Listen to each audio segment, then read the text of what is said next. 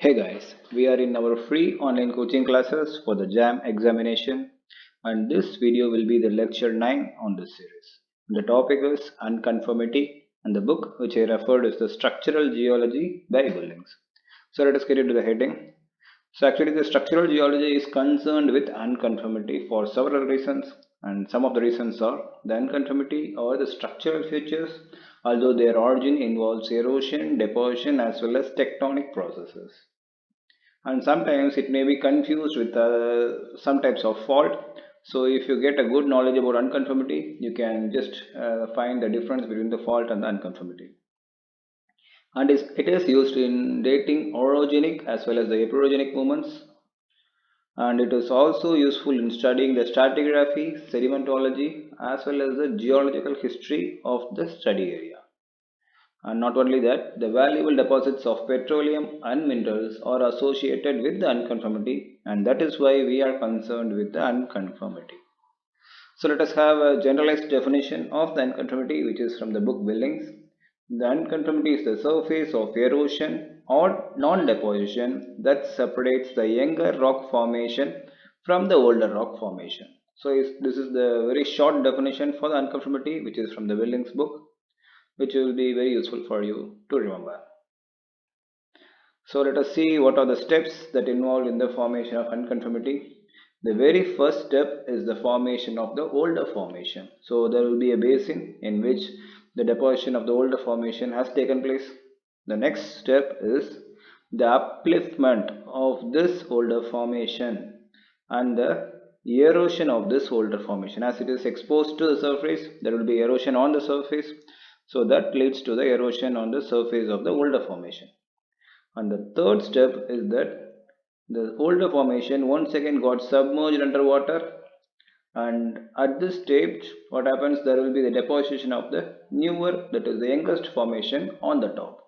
And these are the four steps that involves in the formation of the unconformity.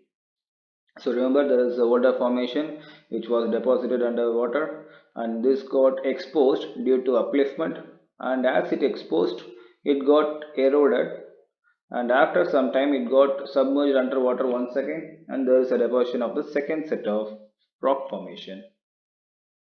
And this is classified into many types, and that is based on the rock involved as well as the tectonic history that implies. And the most common type of unconformities are: first one, the angular unconformity, the disconformity, the local unconformity, and the non-conformity. In certain big books, they might have cut out the local unconformity, which they were not considered as unconformity.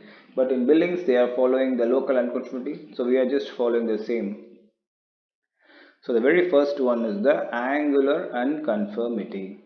Actually, on the either side of the unconformity, the rock beds have an angular relationship, and hence it is called an angular unconformity. That you can see here, this line is an unconformity line. Above this, the younger formation is somewhat parallel, whereas below this, the older formation was truncating and have an angular relationship with this old younger formation, and that is why it is called as the angular unconformity. And the angular unconformity occurs when the older rock uplifted, tilted and eroded before the deposition of the younger formation. So once there was a basin, deposition takes place, and upliftment along with tilting leads to the formation of angular unconformity. And the second one is the disconformity, where in disconformity the formation on the either side of the unconformity are parallel. So this is the difference between angular unconformity and disconformity. In this both the case, you can see the sedimentary rock formation lies above as well as below the unconformity layer. The main difference is that in angular unconformity, the older rock formation have an angular relationship with the younger rock formation, whereas in disconformity you can see the older formation as well as the younger formation were somewhat parallel. And the main reason is that disconformity occurs where the older strata have not been tilted or deformed in any way before the deposition of the younger formation, and that That is the reason for the formation of disconformity. Is that clear? And this indicates either a period of erosion or non-deposition. There is no any tilting is taking place actually here. And the next type is the local unconformity. It is similar to the disconformity. As the name implies, it is distinctly local in extent.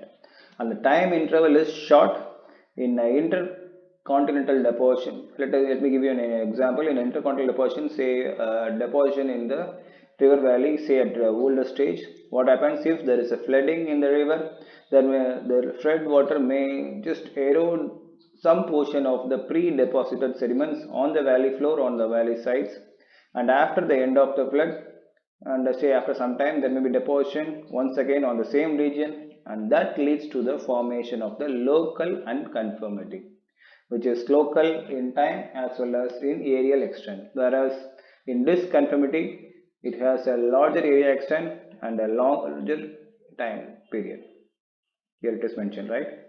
The disconformity covers larger area and considerable interval of time, whereas in terms of local unconformity, it covers a smaller area and the time interval may be comparatively smaller. And the last type, that is the non-conformity.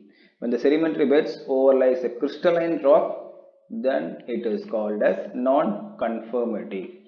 And this may be formed due to continuous erosion. Say for example, if a crystalline rock, say for example, there is a plutonic rock which had formed at a greater depth, and that comes to the surface due to continuous erosion, and that due to some tectonic changes that may once again submerge underwater, and there is a deposition of sediments over that, and that forms the non-conformity.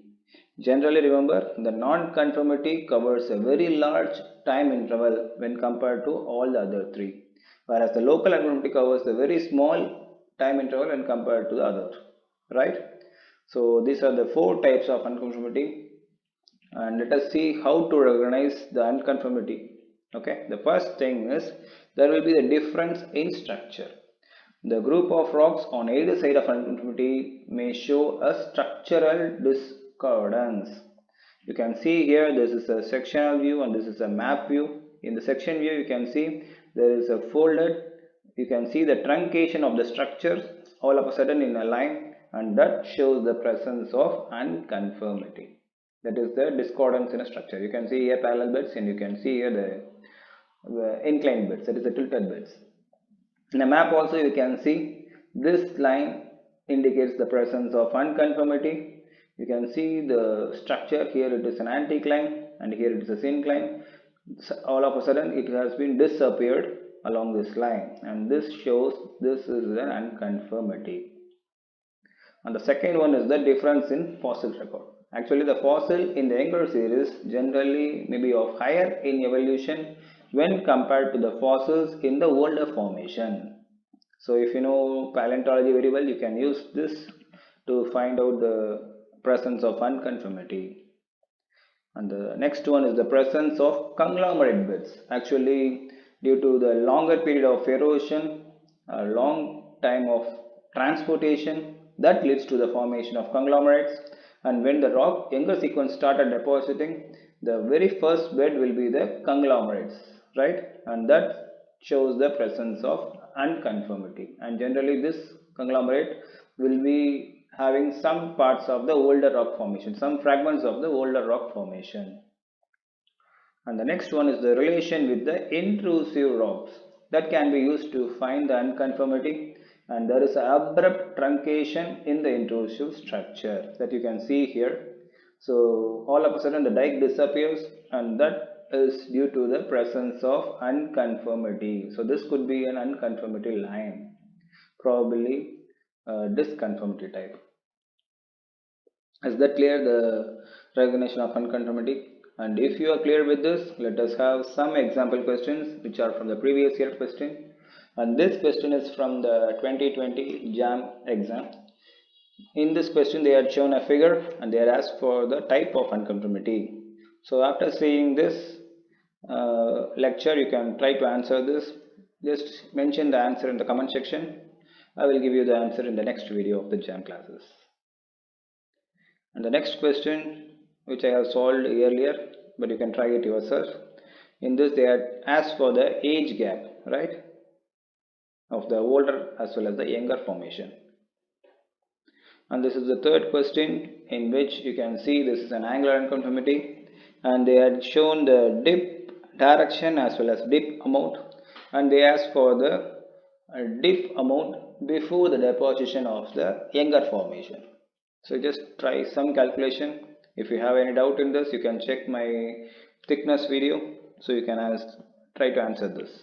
I will give you the thickness video description link, a link in the description. And this is the question from 2014, in which there are actually three questions. I will just go for one, that is identify the state of beds and relate the age of those sets. That is, we had mentioned in the earlier section, that is the starting of this video, unconformity is used to find out the geological history. So here is the map with unconformity, fault, fold and intrusions. So use this and try to give the geological history, that is which one is oldest one and which one is the youngest, whether the dike or sill or intrusion, say, or a fold or fault or whatever it is. Okay, try this also in the description. I will give you the answer in the future forthcoming videos, that is in the JAM video itself. As mentioned earlier, I started the WhatsApp group, and if you want to join this WhatsApp group, just send me your details. I will let you join in my WhatsApp group.